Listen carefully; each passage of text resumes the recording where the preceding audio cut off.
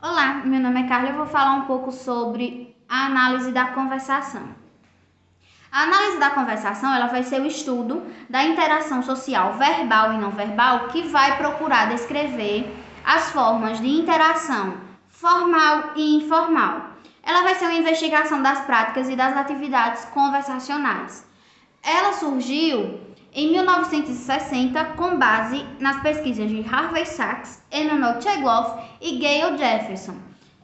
A ênfase dessas análises vai residir na descrição das estruturas da organização da conversação e no papel dos gestos na interação em contextos institucionais. Lá na década de 90, os contextos vão se diversificar e as análises elas vão se expandir.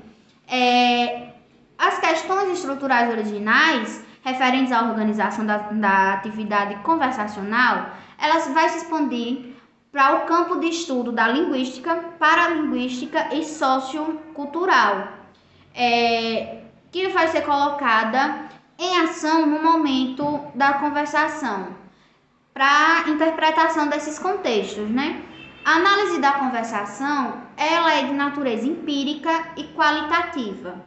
Ela é constituída por manifestações reais e naturais da conversação.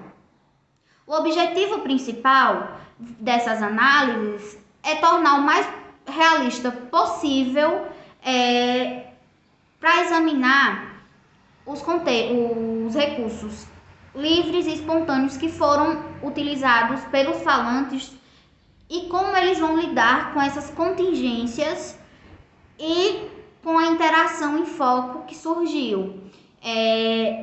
Os dados analisados são dados do cotidiano, certo?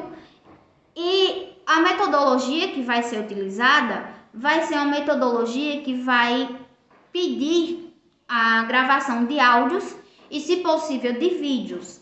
Depois, tudo vai ser transcrito seguindo determinadas regras e determinados símbolos para que sejam capazes de reproduzir com a maior fidelidade o que está sendo analisado, o que foi colocado nessas ocorrências para serem verificadas, As atividades conversacionais,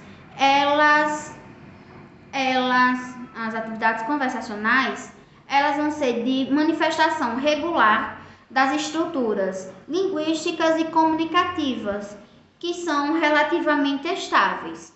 Elas vão observar e vão extrair as regras que moldaram aquilo ali.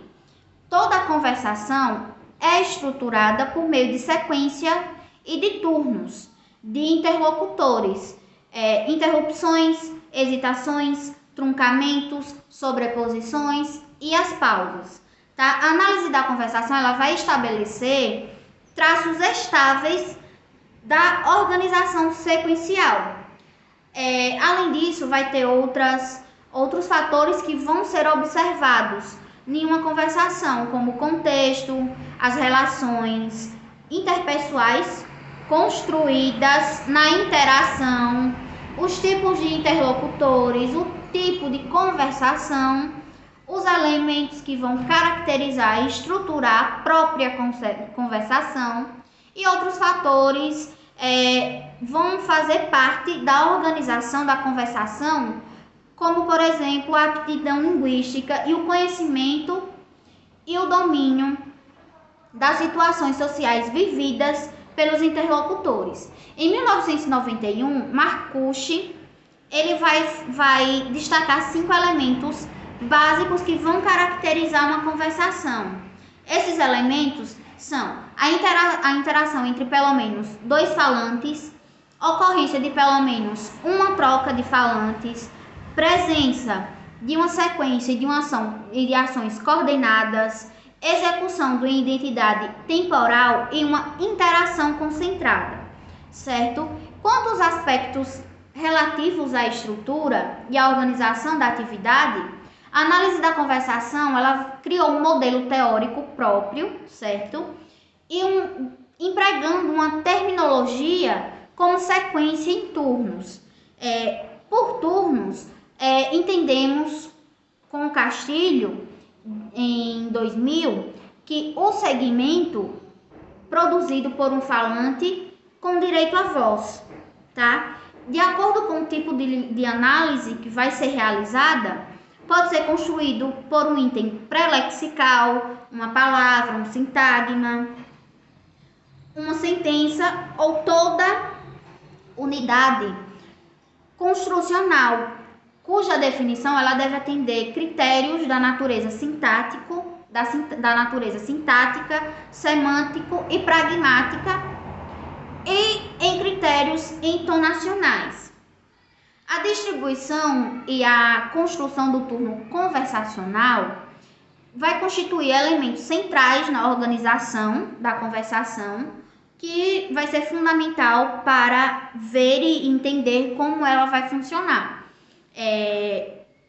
Em geral, os participantes de uma conversação são simétricos, eles parecem ter um princípio de cooperação entre as partes, que é um princípio de ordem pragmática.